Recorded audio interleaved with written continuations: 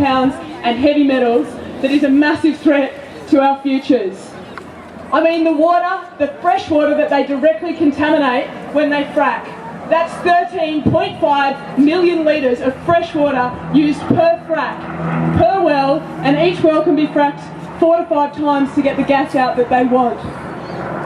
That's also the damage to the aquifers, the damage that the industry says will inevitably happen in a country where we are so dependent on groundwater, a country that regularly goes into drought.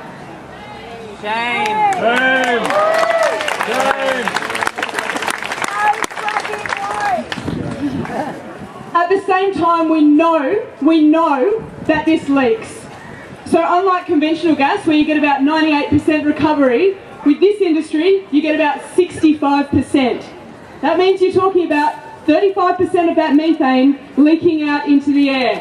That's wellheads, processing plants, pipelines leaking. That's methane coming up in bubbles in the water when we can light our water on fire. And that's the methane that after they take the water out of the coal seam, can just escape, can just travel through cracks in the earth up to the surface and leak out into the air. That's a huge explosion risk, that's a huge fire risk, and that's a massive problem in terms of climate change.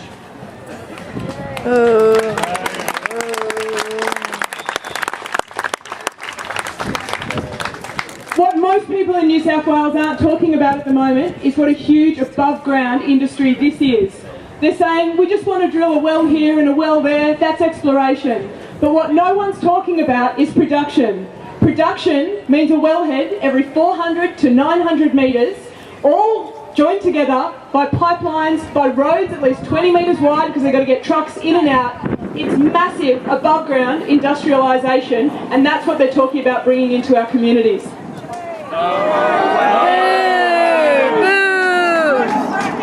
Now, possibly the most shocking thing about all of this is that we didn't know.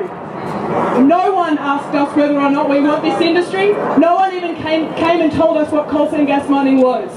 That doesn't mean the government didn't jump through the hoops that it had to. It put something on a website saying there were applications around coal seam gas mining. None of us even knew what coal seam gas mining was or to look. No one came and told us. Now in the Illawarra we're in a particularly frightening situation. We've got 15 coal seam gas wells approved on the escarpment in the Illawarra. Now 7 of those are actually in our drinking water catchment. That drinking water catchment, it doesn't just feed the Illawarra. That water goes to Sydney, to the Southern Highlands and to the Illawarra. That's the water supply for 4 million people, and they've approved 7 wells in that area.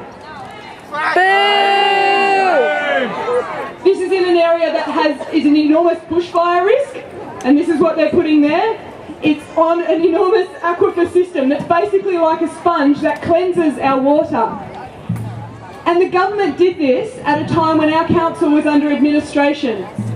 The state government pressured state government appointed administrators to rezone the land in the catchment to make all of this possible. How dare they? That was against advice from the Department of Environment and Climate Change. That was against the advice of Sydney Catchment Authority. That was against the advice of Wollongong City Council staff. And still, our state government went ahead and did this. Shame! Now, why are they doing this to us? What are the reasons they give us? I mean, the obvious thing to say is about profits going into private pockets and the destruction of our environment. But why does the government tell us they have to do this? They say it's a transition fuel. This is nonsense for 3 reasons. Firstly, we're not transitioning from or to anything. This gas is for export, it's just an increase in the extraction of fossil fuels.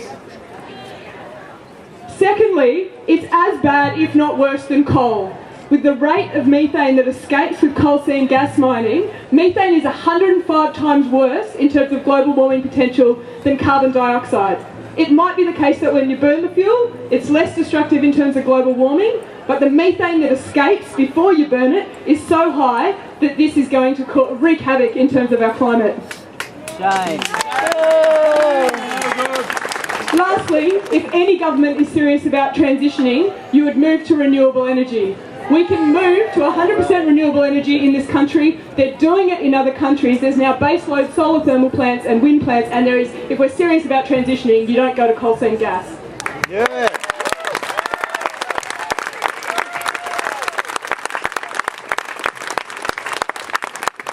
They tell us it's necessary in terms of the economy. Again, this is complete nonsense. Whose economy? It makes huge amounts of money for a very small group of people and lumps the rest of us, communities all across Australia, without drinking water, without food and without healthy air. Lastly, they tell us they can't stop. They can't stop what's been done because they're going to have to pay compensation. Well, that compensation is only going to get higher and higher and higher. Stop it now. Fine, reimburse companies for money that they've spent if you have to, but don't you dare let this industry continue, because the compensation now is much, much lower than it will be at a later date, much, much lower than when they find gas and say we have the right to produce. We need to do this right now.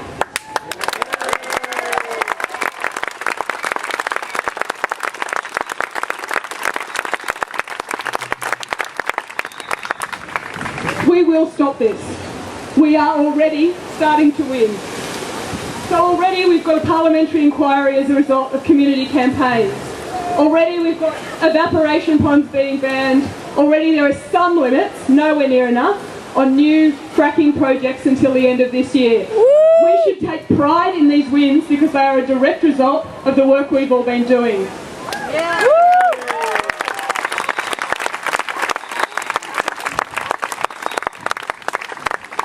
But every member of government right now has a choice. They can go down in history as the people who sat on their hands while our water, while our food, while our futures were destroyed. Or they can stand with the community. We'll let them take credit for anything good that happens. But at the end of the day, we know that it's communities standing together that will stop this.